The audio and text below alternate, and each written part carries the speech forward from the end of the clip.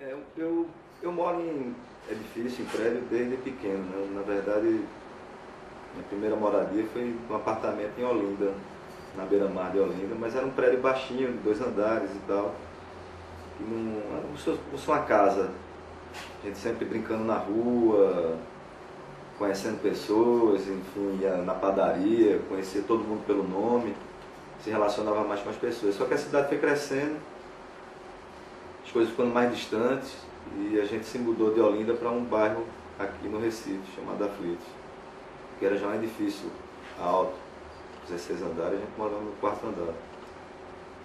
Mas só que o Recife ainda estava no início do seu desenvolvimento urbano, isso era na década de 80, no início. Aquilo não espantava tanta gente, porque a cidade ainda tinha muitas áreas verdes. No local da minha casa, lá no 4º andar, a gente conseguia enxergar o mar ainda. Então, essa questão dos prédios, do desenvolvimento desenfreado, começou a partir da década de 90, começaram a subir os espigões, e a gente começou a ficar assustado. Eu não tinha uma noção ainda de como era feito o desenvolvimento da cidade. E o que me deu o primeiro choque, assim, de que algo realmente estava errado aqui em Recife, foi quando eu fiz uma viagem até Londres, em 2001. E quando o avião pousou em Londres, foi pousando, o avião chegando, eu consegui enxergar a cidade toda. Porque lá existe o limite de construção, e eu comecei a me questionar que cidade é aquela que eu vivo, Recife, né? Então, quando eu vi Londres com aqueles padrões urbanos, tudo organizado e tal, uma coisa... Meu Deus, tudo bem, estou em Londres, mas por que minha cidade não pode ser desse jeito? Antes era linda Recife. Recife era uma das cidades mais bonitas do mundo, né? Recife era um mangue lindo, maravilhoso. Era cheio de estuário. O próprio porto do Recife é um porto natural. Recifes naturais ali, de abrigo para a chegada de embarcações.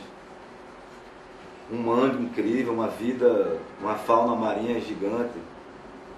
E os edifícios, eles começaram a tomar conta da orla, começaram a tomar conta dos rios, começaram a tomar conta dos mangues, começaram os aterros, e a partir daí começou um crescimento estranho na cidade.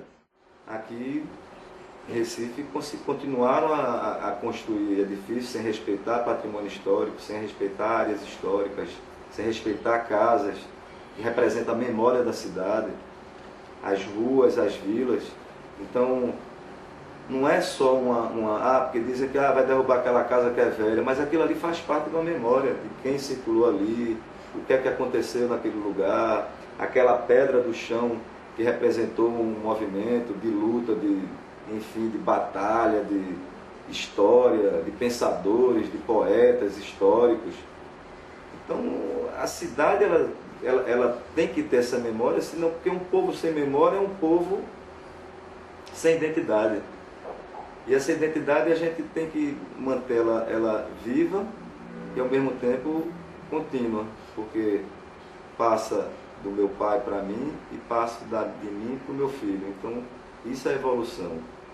Essa preocupação da memória histórica, que é uma tecla que a gente bate muito profundamente, que eles, o poder econômico, as construtoras, batem de volta dizendo que isso não importa nada para eles, porque aquela velharia toda não tem valor econômico nenhum. Só que eles não pensam da forma como utilizar esse valor histórico de visitas, de criar fluxos, de interesses, enfim. Então, a questão histórica é algo uma relevância muito grande. A memória e verdade do Estelita, ele faz parte da nossa vida.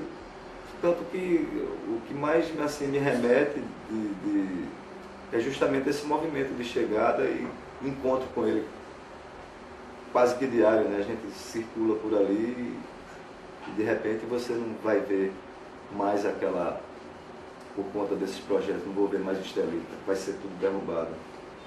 Porque aquilo está ali há anos. O cais da Estelita foi de 1800 e pouco, então assim, é centenário.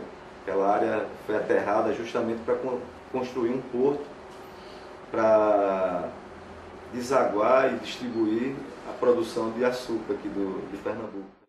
Então foi o primeiro estado de maior produtividade de açúcar aqui no Brasil. Então, esses armazéns eles têm um valor histórico enorme. Você apagar aquela área dali e você e anular essa história da nossa mente, aí vai se acabar. A gente mal vai ter isso registrado nos livros de história.